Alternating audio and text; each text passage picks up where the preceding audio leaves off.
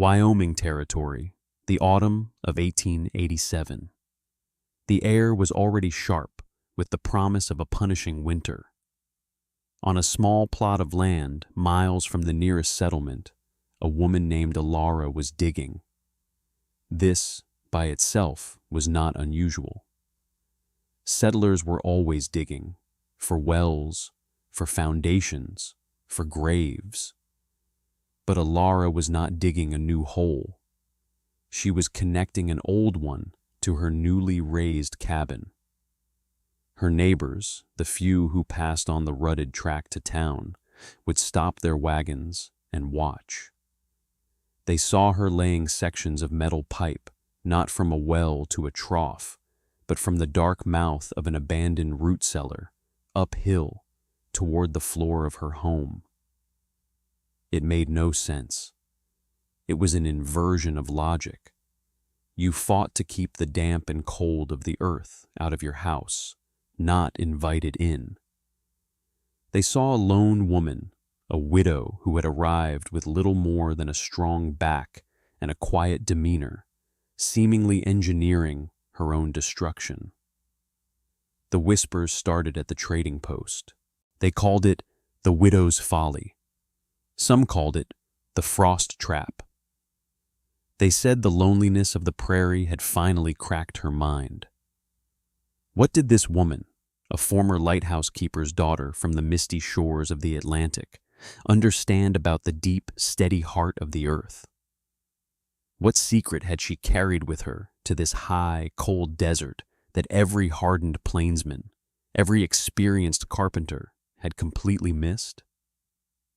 If you believe that sometimes the most profound solutions are buried right under our feet, hit that subscribe button.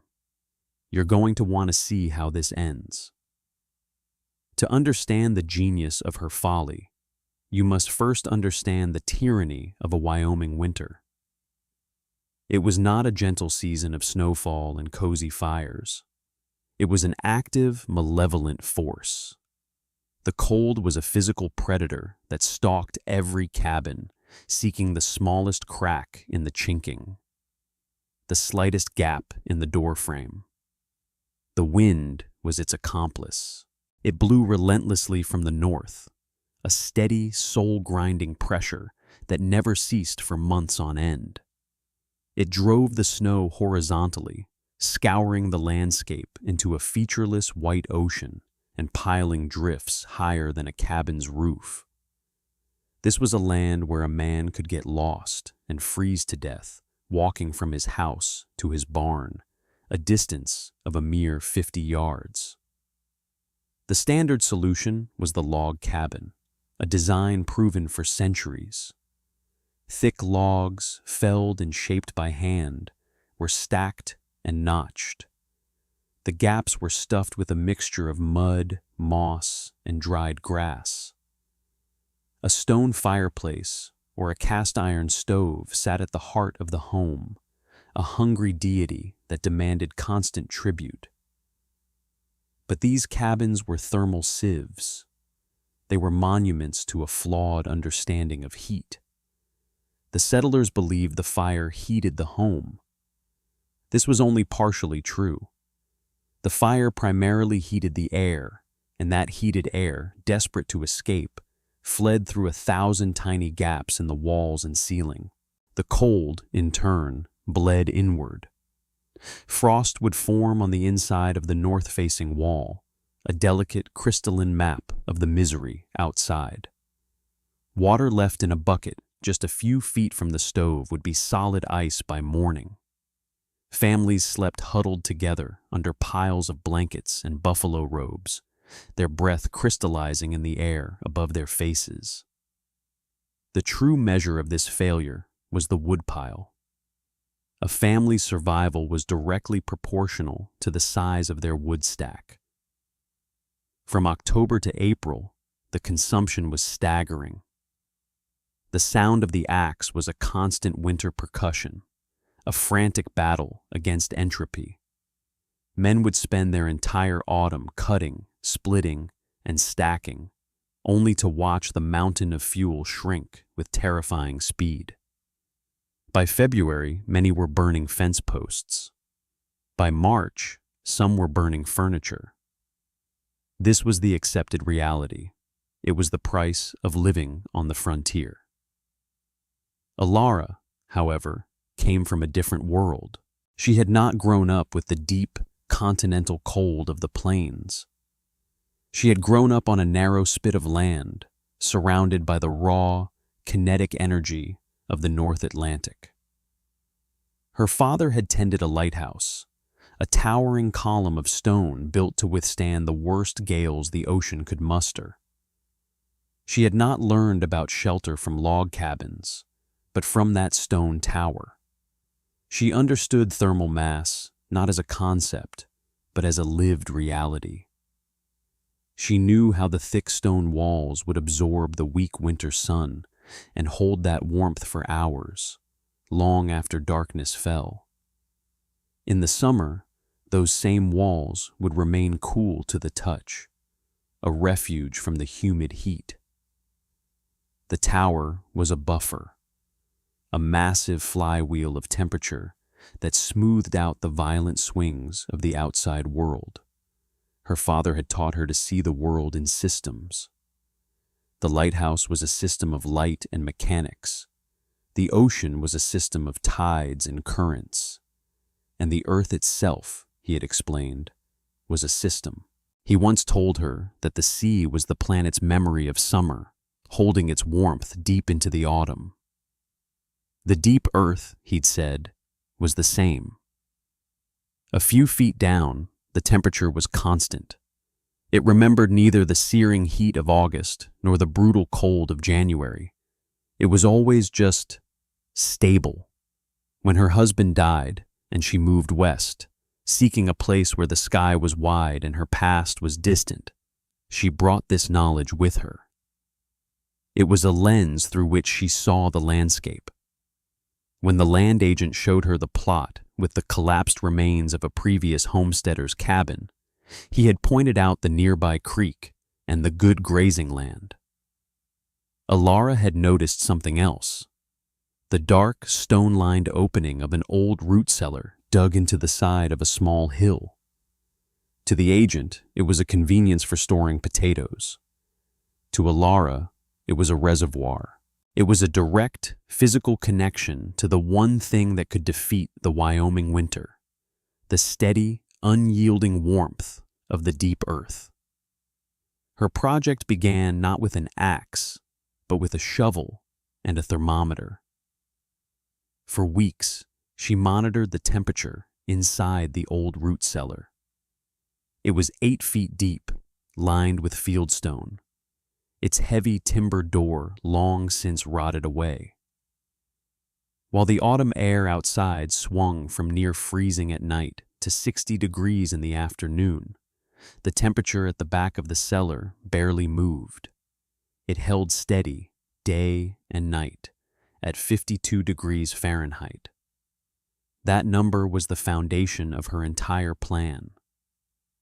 52 degrees was not warm, but it was not 30 below zero. It was a massive thermal resource, an endless supply of moderately tempered air waiting to be tapped. Her plan was not to fight the cold, but to recruit an ally that was even bigger and more powerful. She spent what little money she had ordering galvanized steel ducting from a catalog in Cheyenne. The freight cost was nearly as much as the pipe itself. While other settlers were chinking their log walls, Alara was digging a trench, 2 feet wide and 4 feet deep, running from the root cellar directly to the foundation of her new small cabin. The build itself was a strange sight. She didn't just run one pipe. She laid out a complex network. First, she buried a grid of pipes deep in the floor of the root cellar itself, turning the packed earth into a massive heat exchanger. This was the core of the system. Air passing through these pipes would be forced into intimate contact with the 52-degree soil, shedding its cold or its heat. From this subterranean grid, Two main ducts ran through the trench to her cabin. One was an intake, designed to pull air from the cellar into the house. The other was an exhaust, designed to pull cold air from the house down into the cellar's earth bank. The two pipes ran side by side, a closed loop of thermal potential. It was during this phase of construction that Thomas Croft paid her a visit. Croft was the closest thing the region had to a master builder. He was a stern, practical man in his 50s who had built more than half the structures in the county. His cabins were known for their tight joints and solid foundations. He had a reputation for honesty and an unshakable faith in the established way of doing things. He had built his own home, a fine example of the craft, which had weathered a dozen brutal winters. He came not out of malice, but out of a sense of civic duty, concerned that a widow was making a fatal mistake. He stood over the trench, hands on his hips, his brow furrowed in deep, professional skepticism. He watched as Alara carefully sealed the joints of the metal pipes with tar. "Ma'am," he said, his voice not unkind, "I don't mean to pry, but I feel it's my duty to ask what you're intending here." Alara straightened up, wiping a smudge of dirt from her cheek. "I'm building a way to warm my home, Mr. Croft." Croft chewed on this for a moment. "By connecting it to a hole in the ground, ma'am, a root cellar is a place for cold. You're digging a trench to invite the frost right up to your floorboards. It will be the coldest spot in your house."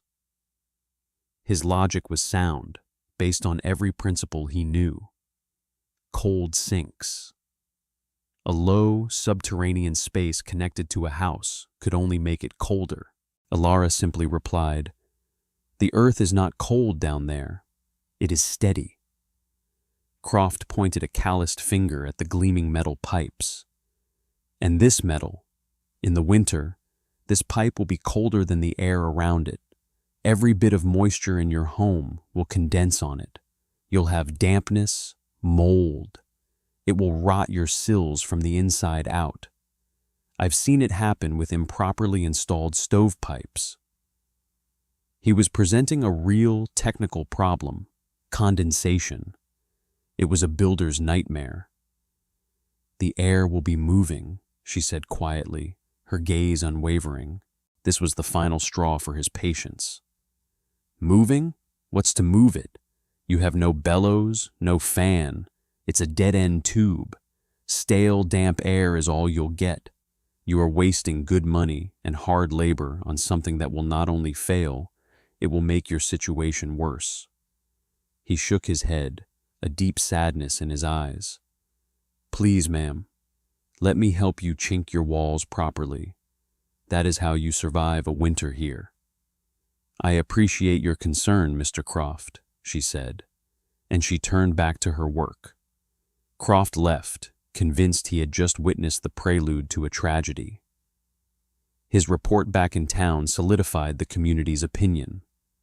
The project was no longer just odd. It was now certified as dangerous by the region's foremost expert. The name Alara's Folly stuck. It became a piece of local folklore before it was even completed. Men at the trading post would joke about it. "Heard the widow's trying to heat her house with dirt. Hope she likes living in a cave." The ridicule was constant, but Alara never seemed to notice. She worked from sunup to sundown, her movements precise and deliberate. What Croft and the others failed to understand was that they were looking at the components, not the system. They saw pipes and a cellar. Alara saw an engine. She had built a lung for her house, a passive breathing apparatus that used the laws of physics as its power source. The system's true engine was not the cellar, but the small wood stove she installed in the center of her one-room cabin. Every fire, no matter how small, needs to breathe. It consumes oxygen and expels smoke.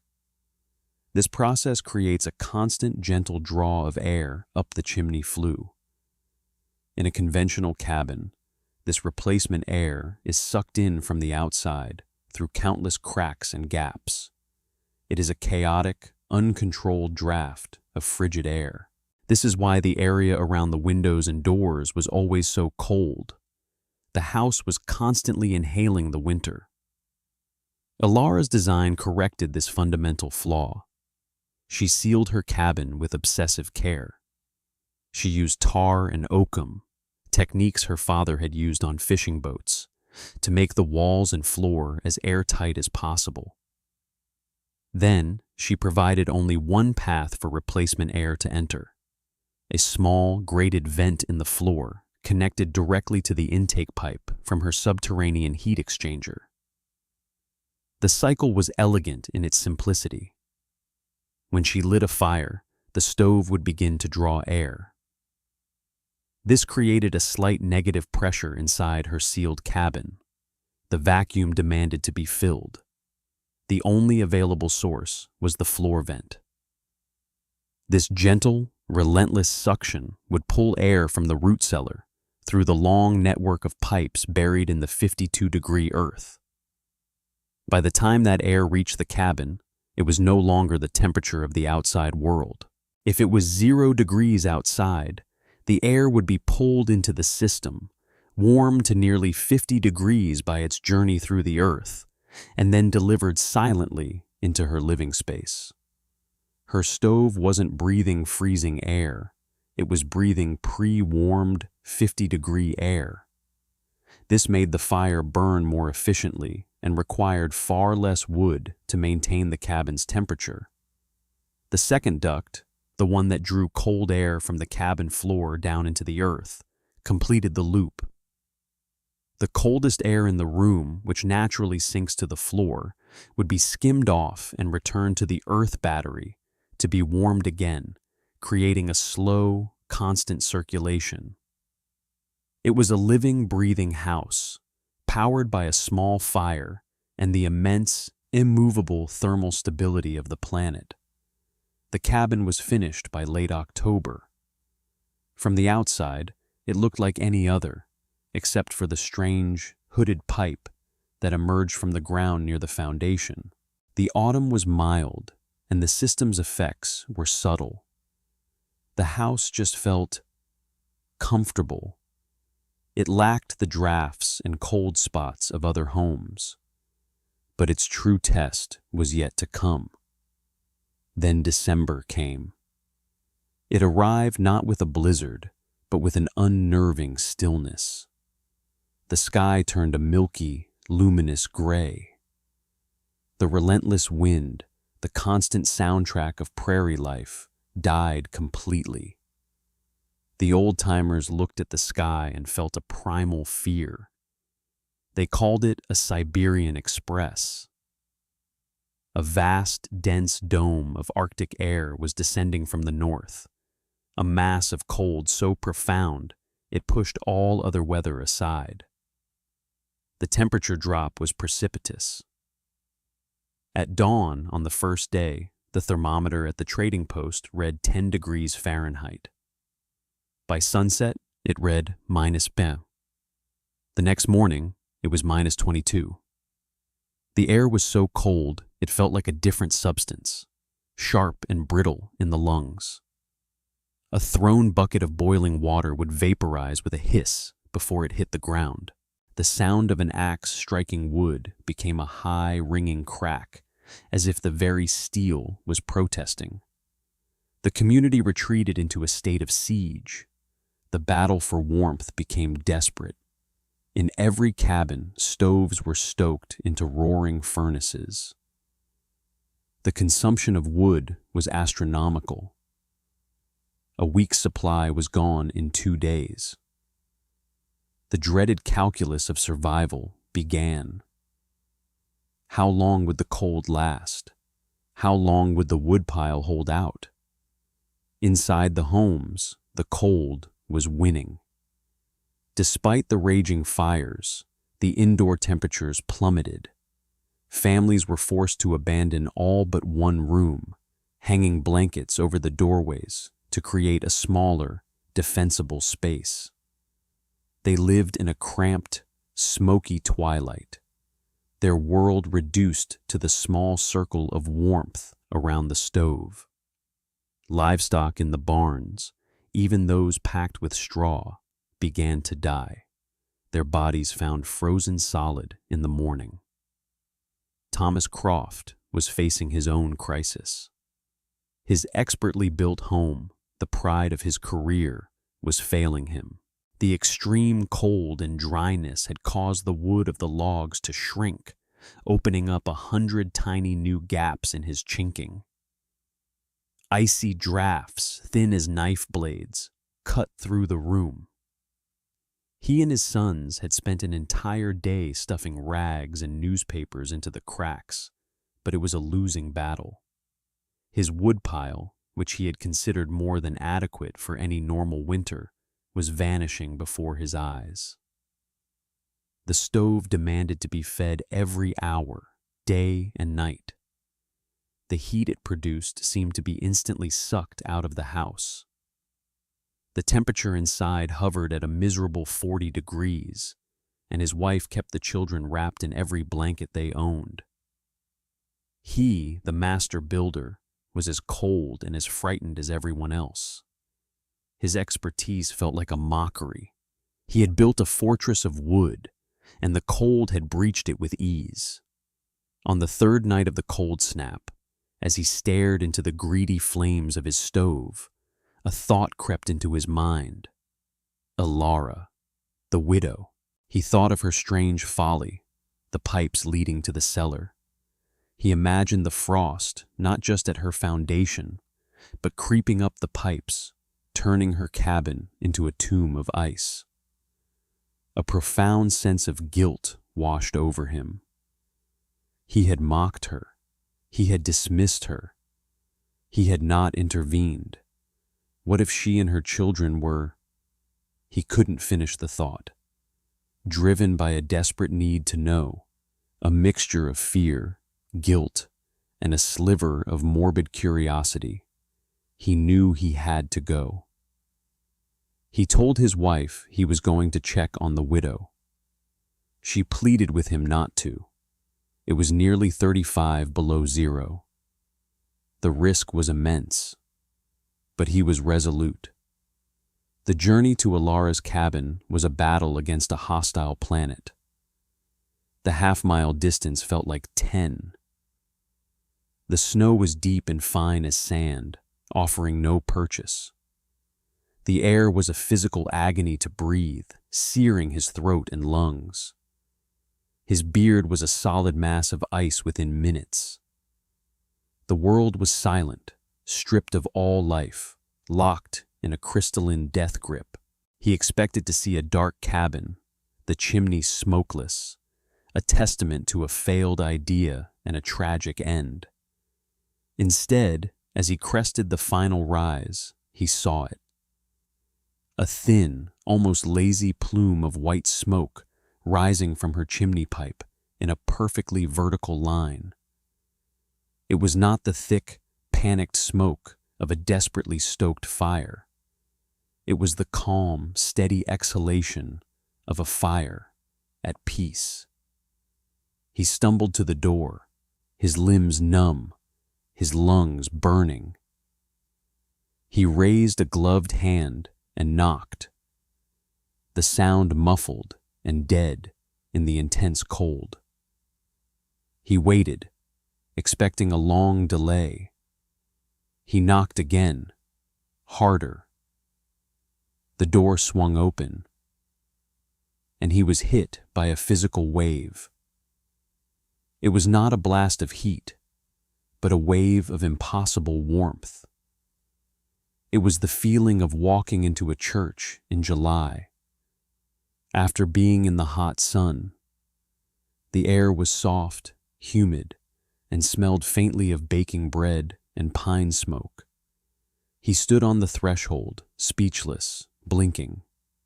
His mind struggled to reconcile what his senses were reporting. The scene inside was not one of desperate survival. It was one of serene, impossible domesticity. Alara stood before him, wearing a simple wool dress, her sleeves rolled up to her elbows, a light dusting of flour on her arms. Her two young children were sitting on a rug on the floor, playing with small wooden blocks. They were barefoot. Barefoot. The detail was so absurd, so contrary to the fundamental laws of his world, that his mind fixated on it. In a cabin where he struggled to keep the temperature above 40, where his own children were bundled like Arctic explorers, her children were barefoot on the floor. Section. His eyes scanned the room, cataloging the impossibilities. The single-pane windows, which in his own home were opaque with a thick layer of frost, were perfectly clear. He could see the bleak, frozen landscape outside. On the windowsill, a small pot of parsley was green and alive. This was not a house fighting the cold. This was a house that did not know the cold existed. "Mr. Croft," Alara said, her voice calm, showing no surprise. "You look frozen. Please come in." He shuffled inside, pulling the door shut against the alien world he had just left. The warmth enveloped him. He was a builder. He was a man of logic and material. His shock gave way to an overwhelming professional need to understand. He started to investigate. He walked to the north wall, the wall that bore the full brunt of the Arctic wind. In his house, this wall was a sheet of ice. He reached out and pressed his palm flat against the logs. It was cool, but it was just cool. It was not the soul-leeching cold of frozen timber. It felt like the wall of a basement in summer. His gaze went to the stove. The fire within was tiny. It was a bed of glowing embers with two small logs laid across it, burning with a slow, efficient flame. It was a maintenance fire, not the raging inferno everyone else was feeding. The wood box next to the stove was nearly full. He turned back to Alara, his face a mask of disbelief. He had to ask. The numbers were the only thing that could make this real. "How much wood?" he began, his voice raspy. "Have you burned since the cold began? 3 days now." She glanced at the wood box. "The same as I always do. Perhaps I've added 2 or 3 extra logs each day. The mornings are colder." Croft's mind, accustomed to calculating chords and BTUs, did the math in an instant. He was burning through a stack of wood the size of a small wagon every single day. She was using, by his estimation, less than 1/10 of that amount. The number was so staggering, it felt like a lie. He saw a small mercury thermometer hanging from a nail on the wall, away from the stove. He walked over to it. He had to squint to read the marking in the dim light. It read 66 degrees. 66. Outside, the world was nearly 40 degrees below zero. That was a temperature differential of over 100 degrees. He had never heard of such a thing. He had not believed it was possible. The numbers were undeniable. They were a brutal, factual refutation of his entire professional life. His eyes finally fell upon the small, grated vent in the floor near the stove, the one he had dismissed as a folly.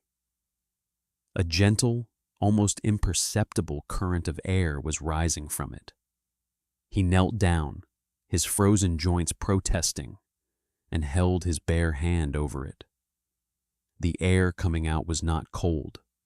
It felt impossibly like the air of a mild spring morning. It was 50-degree air, being piped directly into the heart of her home from the earth itself. He finally understood. He saw the whole system, the sealed room, the draft of the stove. the endless, gentle supply of pre-warmed air. It wasn't magic. It was engineering. It was genius. He rose to his feet and turned to face the woman he had pitied and ridiculed. The arrogance drained out of him, replaced by a profound and humbling awe. His own expertise was a hollow thing compared to the quiet wisdom of this outsider. "I was wrong," Thomas Croft said. The words came out heavy with the weight of his conviction. "Everything I told you, everything I thought, it was all wrong. This is a miracle." He paused, his gaze sweeping the warm, peaceful room one more time. "You must teach me," he said, his voice dropping to a plea. "You have to show me how this works." When the great cold snap finally broke after 6 days, the survivors emerged from their cabins like bears from hibernation, blinking in the pale sunlight. They began to count the cost. The losses in livestock were devastating. Nearly every family had suffered. But the human cost had been low, a testament to their sheer endurance.